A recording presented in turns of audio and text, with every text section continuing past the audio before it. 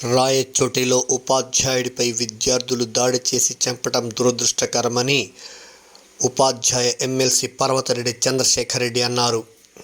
ఆదివారం సాయంత్రం నెల్లూరు రాంజీనగర్లోని వైఎస్ఆర్ కాంగ్రెస్ పార్టీ నెల్లూరు నగర నియోజకవర్గ కార్యాలయంలో ఆయన పాత్రికేయుల సమావేశంలో మాట్లాడారు. అందరూ కూడా గురు బ్రహ్మ గురు విష్ణు గురుదేవో మహేశ్వర గురు సాక్షాత్ పరబ్రహ్మ తస్మై శ్రీ గురువే నమః. ఇది ప్రతి ఒక్కరికి కూడా తెలిసిందే. చిన్నప్పటి నుంచి కూడా గురువుకి అంత ప్రాధాన్యతని అందరూ కూడా ఇస్తూ ఉంటారు. మరి ఇటీవల కాలంలో చూస్తే గురువు పాత్ర అవుతుంది.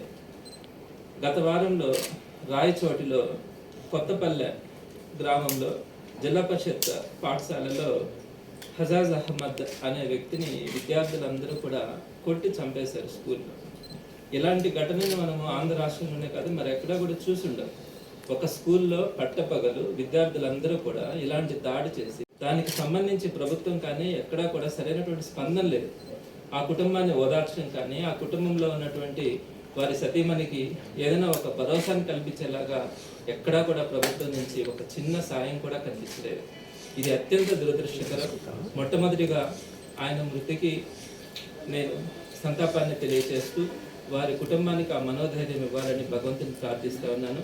తప్పకుండా ప్రభుత్వాన్ని కూడా డిమాండ్ చేస్తూ ఉన్నాను. ఆ కుటుంబ సభ్యులకి అంటే ఆయన సతీమణికి ప్రభుత్వ ఉద్యోగం ఇవ్వడంతో పాటు భవిష్యత్తులో ఇలాంటి కార్యక్రమాలు ఎక్కడా కూడా జరగకుండా కఠినమైనటువంటి చర్యలు తీసుకోవాలని ప్రభుత్వాన్ని డిమాండ్ చేస్తూ ఉన్నాను. ఇది నా మొట్టమొదటి పాయింట్. అయితే భారీ ఎత్తున మెగా పీటీఎం నిర్వహించిన విషయం అందరికీ కూడా తెలిసిందే.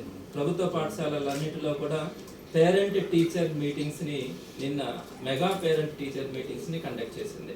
కానీ వాటన్నింటినీ కూడా మీరు కనుక గమనిస్తే అది పీటీఎం ఎలా కనిపించిందంటే పబ్లిసిటీ టీడీపీ మీటింగ్ లాగా కనిపించింది.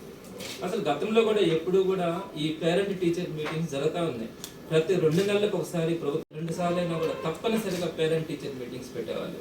అందులో ఏం డిస్కషన్స్ చేసేవాళ్ళు, స్టూడెంట్స్ యొక్క క్యాపబిలిటీ ఎలా ఉంది, స్టూడెంట్స్ ప్రోగ్రెస్ ఎలా ఉంది, స్టూడెంట్ని మనం ఎలా డెవలప్ చేసుకోవాలి, అలానే పేరెంట్ నుంచి ఫీడ్బ్యాక్ తీసుకోవడం, స్టూడెంట్ ఇంటి దగ్గర ఎలా చదువుతున్నారు, ఇలాంటి విషయాలన్నింటినీ కూడా ఆ పీటీఎంలో చర్చించేవాళ్ళు. టీచర్స్ పేరెంట్స్తో చర్చించేవాళ్ళు. పేరెంట్స్ కమిటీ వాళ్ళు కూడా దానికి అటెండ్ అయ్యేవాళ్ళు. అలా